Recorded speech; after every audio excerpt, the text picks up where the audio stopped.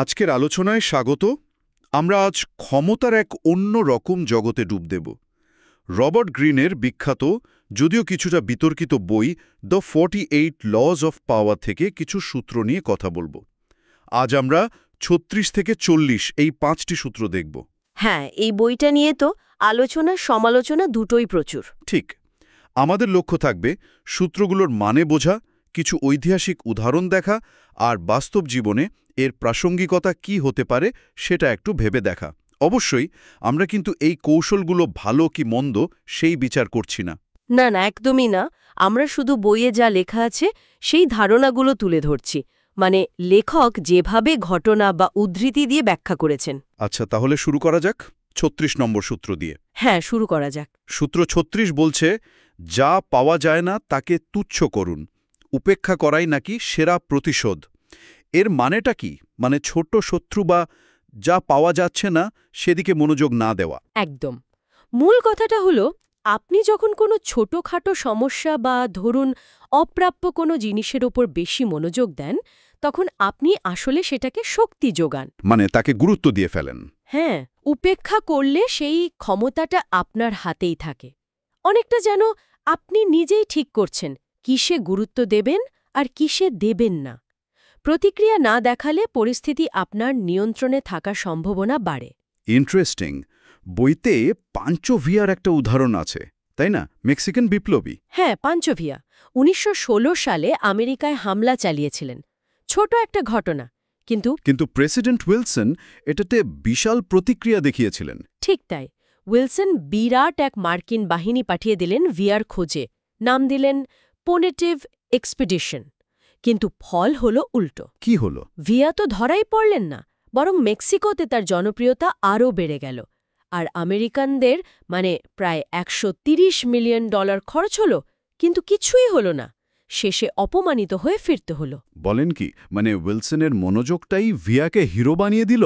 হ্যাঁ হ্যাঁ, অনেকটা তাই। উইলসন হয়তো অন্য কিছু করতে পারতেন, মেক্সিকোর তখনকার সরকারের উপর চাপ দিতে পারতেন, বা হয়তো সীমান্তে নিরাপত্তা বাড়াতে পারতেন। কিন্তু এত বড় বাহিনী পাঠিয়ে তিনি আসলে ভিয়াকেই বড় করে তুললেন। শিক্ষাটা হলো, ছোটখাটো উত্তেজনায় বেশি প্রতিক্রিয়া দেখানো ঠিক না। ইংল্যান্ডের অষ্টম হেনরির গল্পটাও কি এমনই? ক্যাথরিন অফ অ্যারাগন আর অ্যান বোলেনের ব্যাপারটা? হ্যাঁ হ্যাঁ, একই রকম। হেনরি যখন ক্যাথরিনকে ছেড়ে অ্যানকে বিয়ে করতে চাইলেন, পোপ বাধা দিলেন। তখন হেনরি কি করলেন? হেনরি পোপ আর ক্যাথরিন দুজনকেই পুরোপুরি উপেক্ষা করার সিদ্ধান্ত নিলেন। ক্যাথরিনকে রানীর মর্যাদা দিলেন না, পোপের কোনো হুমকি শুনলেন না, উল্টে নিজেই চার্চ অফ ইংল্যান্ডের প্রধান হয়ে অ্যানকে বিয়ে করে ফেললেন। বাহ, বিতর্কে না গিয়ে সোজা ইগনোর। একদম। গ্রিনের ভাষায় উপেক্ষা করে আপনি যেন অন্যের অস্তিত্বটাই মুছে দিচ্ছেন। তাহলে মূল কথাটা দাঁড়াচ্ছে, যা নিয়ন্ত্রণ করা যাচ্ছে না বা পাওয়া যাচ্ছে না, সেখান থেকে ফোকাস সরিয়ে নেওয়া ধীমানের কাজ। দেখুন, আকাঙ্ক্ষা অনেক সময় অদ্ভুত আচরণ করে। আপনি যত চাইবেন সেটা তত দূরে সরে যেতে পারে, আর ছোট শত্রুর সাথে লাগলে আপনিও ছোট হয়ে যান। কিন্তু এর কি কোনো ঝুঁকি নেই? সবকিছুকে কি উপেক্ষা করা যায়? না না, অবশ্যই ঝুঁকি আছে। এখানেই বিচক্ষণতার প্রশ্ন। যে হুমকিটা সত্যিই বিপজ্জনক, সময়ের সাথে সাথে বাড়তে পারে, তাকে উপেক্ষা করা কিন্তু বোকামি। যেমন ধরুন সেজারে বর্জিয়ার শত্রুরা। তারা শুরুতে বর্জিয়াকে গুরুত্ব দেয়নি, পরে এর ফল ভুগতে হয়েছিল। তাই কোনটা শুধু বিরক্তিকর আর কোনটা আসল বিপদ, এই পার্থক্যটা বুঝতে হবে। হয়তো প্রকাশ্যে উপেক্ষা করছেন, কিন্তু গোপনে নজর রাখছেন। এটাও একটা কৌশল হতে পারে। আচ্ছা, বেশ জটিল। এবার ৩৭ নম্বর সূত্রে যাই। আকর্ষণীয় দৃশ্য তৈরি করুন। এটা বেশ অন্যরকম লাগছে। হ্যাঁ, এটা একটু অন্য ধরনের। এখানে যুক্তির চেয়ে আবেগের উপর জোর দেওয়া হয়েছে। মূল ধারণাটা হল, দারুণ কোনো দৃশ্য বা ধরুন কোনো প্রতীকী অঙ্গভঙ্গি, এগুলো মানুষের মনে সরাসরি প্রভাব ফেলে, ক্ষমতার একটা আবহ তৈরি করে, যা অনেক সময় লম্বা যুক্তিতর্কের চেয়ে বেশি শক্তিশালী হয়। মানুষ তো চোখের দেখাতেই বেশি বিশ্বাস করে, তাই না? লজিক দিয়ে বোঝানোর চেয়ে সরাসরি ইমোশনে হিট করা। একদম। ছবি বা দৃশ্য অনেকটা শর্টকাটের মতো কাজ করে, সরাসরি মনে গেঁথে যায়, একটা সংযোগ তৈরি করে। শব্দের মতো অত বিতর্কের অবকাশ থাকে না। বইতে বার্লিনের এক মুন ডক্টর ওয়েসলেডারের গল্প আছে, বেশ মজার। হ্যাঁ, গল্পটা পড়েছি। চাঁদের আলো দিয়ে চিকিৎসা করতেন নাকি? হ্যাঁ, ভাবুন একবার, বিশাল এক বিয়ার হলে চাঁদের আলো এসে পড়ছে, সেখানে সব ধরনের মানুষ ভিড় করছে, ধনী গরিব সবাই। ডাক্তার এসে শুধু হাত বুলিয়ে দিচ্ছেন, বিড়বিড় করছেন, ব্যাস হয়ে গেল চিকিৎসা। আর তার স্ত্রীর ঘর থেকে নাকি চাঁদ দেখা যেত না, তাও চিকিৎসা চলত। এটাই তো মজা। ওয়েসলেডে বুঝেছিলেন মানুষ যুক্তির চেয়ে আকর্ষণীয় বা রহস্যময় কিছুতে সহজে বিশ্বাস করে। তার ওই পুরো সেটআপটাই ছিল আসল। চাঁদের আলো, ওই অপেক্ষা, ডাক্তারের হাবভাব সব মিলিয়ে একটা আস্থার পরিবেশ তৈরি হয়েছিল। কোনো দামি যন্ত্র বা ব্যাখ্যার দরকারই হয়নি। দারুণ সাইকোলজি। আচ্ছা, ফ্রান্সের ডায়ান দি পোয়াটিয়ে আর রাজা দ্বিতীয় হেনরির গল্পটাও তো এই প্রতীকের ব্যবহারের দারুণ উদাহরণ, তাই না? ডায়ান বয়সে এত বড় হয়েও হ্যাঁ, ডায়ান প্রতীক ব্যবহারে ছিলেন অসাধারণ, মাস্টার ক্লাস যাকে বলে। তিনি তাদের নামের প্রথম অক্ষর এইচ আর ডি এমনভাবে জুড়ে একটা নকশা বানিয়েছিলেন যেটা সব জায়গায় ব্যবহার হতো, প্রাসাদে, আসবাবপত্রে, পোশাকে। আর তার প্রিয় রং ছিল সাদা আর কালো। হ্যাঁ, যেটা একই সাথে পবিত্রতা আর কর্তৃত্ব বোঝাতো। কিন্তু তার সবচেয়ে বড় চাল ছিল নিজেকে রোমান দেবী ডায়ানার সাথে এক করে ফেলা, শিকার আর পবিত্রতার দেবী। ও আচ্ছা, নিজেকে একটা মিথের অংশ বানিয়ে ফেলা। একদম। তিনি তার যে দুর্গ ছিল অ্যানেট, সেটাকে প্রায় দেবী ডায়ানার মন্দিরের মতো করে সাজিয়েছিলেন।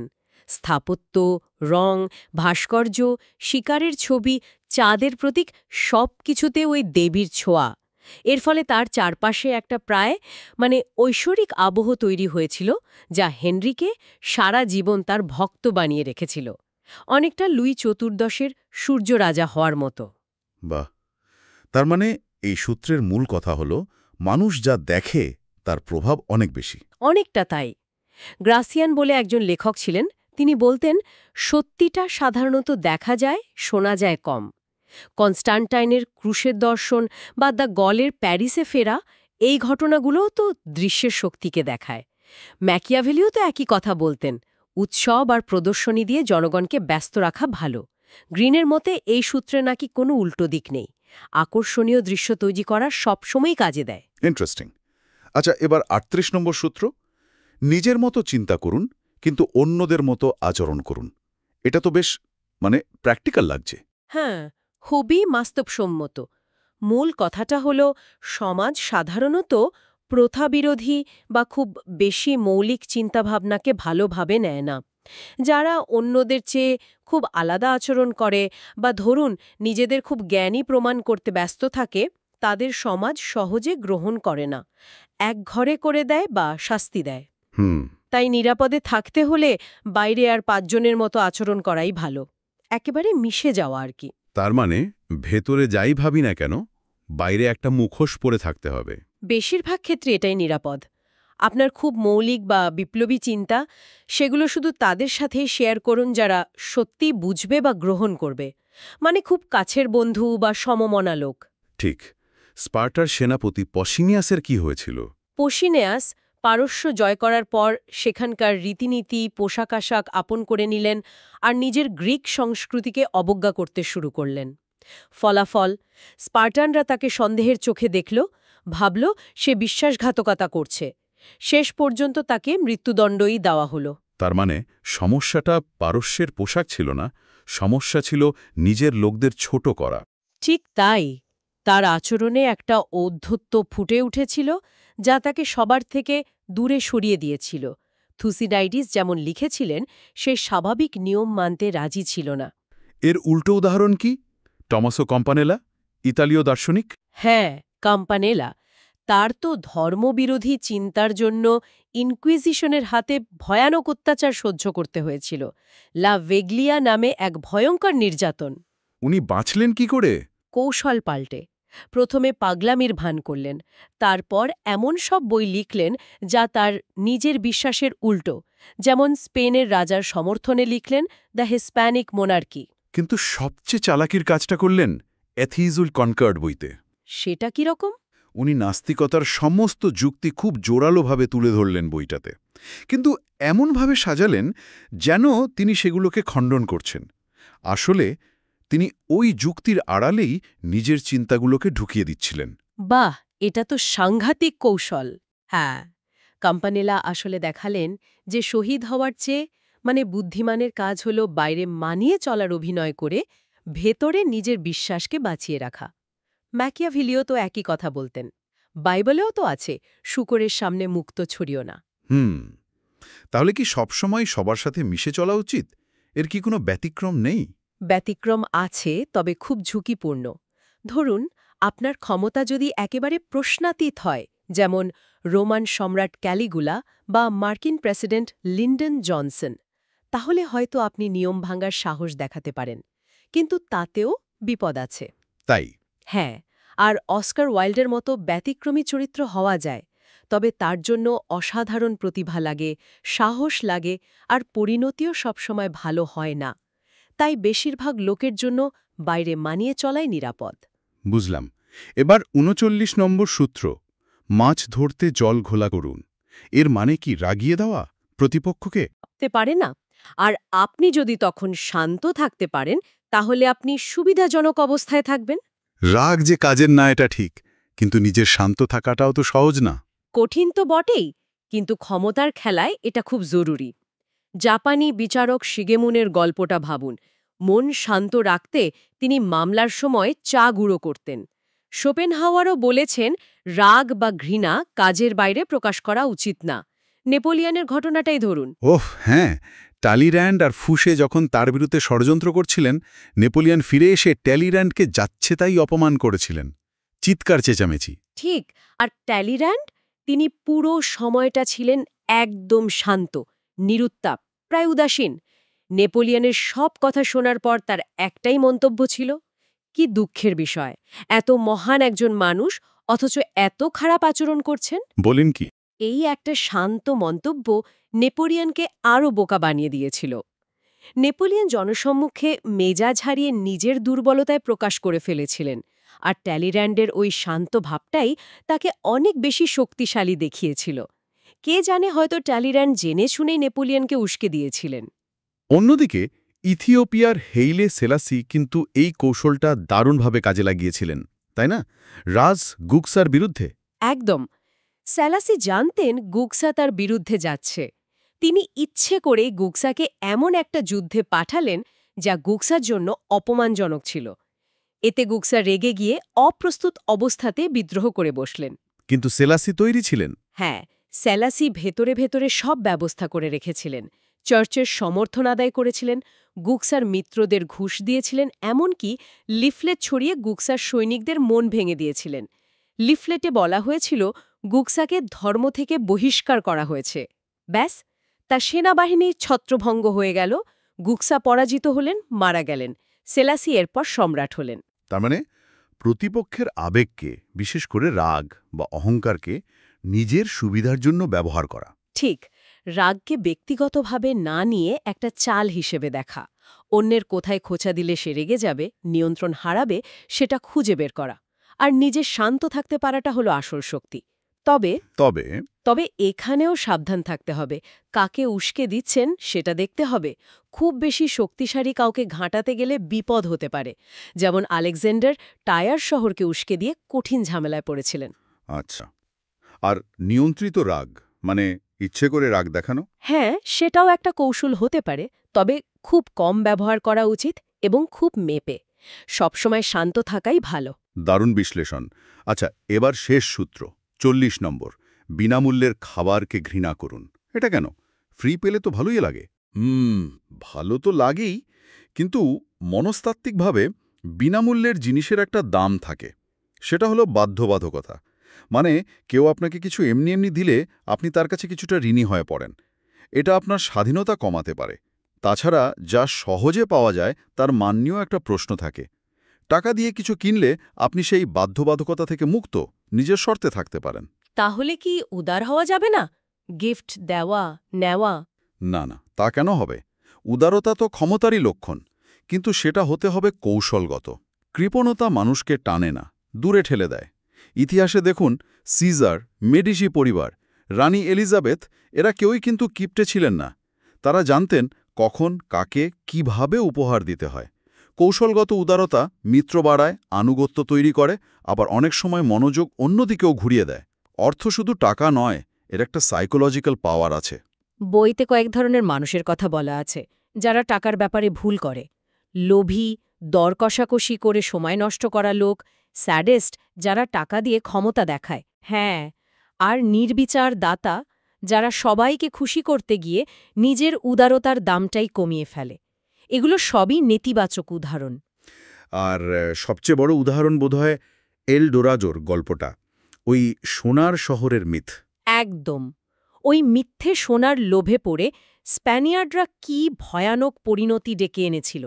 হাজার হাজারের মৃত্যু, সময় নষ্ট, শেষে কিছুই না পাওয়া। শুধু তাই নয়, ওই সোনার মোহ স্প্যানিশ সাম্রাজ্যকে ভেতর থেকে দুর্বল করে দিয়েছিল। তারা আসল কাজ বাদ দিয়ে শুধু ওই অলীক স্বপ্নের পেছনে ছুটেছিল। শিক্ষাটা হলো সহজ অর্থের লোভ, মানে যা পরিশ্রম ছাড়া পাওয়া যায় তা প্রায়শই ধ্বংস ডেকে আনে। আসল ক্ষমতা তৈরি হয় ধীরে ধীরে, কৌশল আর পরিশ্রমে। ক্ষমতাকে লক্ষ্য করলে অর্থ সেদিকে আসবে। ডিউক অফ মালবোরো আর ব্লেনহাইম প্রাসাদের গল্পটাও কি এইরকম? ডাচেসের কৃপণতা? হ্যাঁ, ডাচেস অফ মালবোরো। তিনি সরকারি টাকা পাওয়া সত্ত্বেও স্থপতি ভ্যান ব্রুগের সাথে পয়সা নিয়ে যা ঝামেলা করেছিলেন। তার উদ্দেশ্য ছিল স্থপতির ওপর ক্ষমতা দেখানো, তাকে নিয়ন্ত্রণ করা। ফল কি হল? প্রাসাদটা শেষ হতে অনেক দেরি হল, সম্পর্ক খারাপ হল, ডিউক এটা সম্পূর্ণ দেখে যেতে পারলেন না। এটা আসলে ক্ষমতার জন্য যে মহত্ব দরকার সেটার অভাব।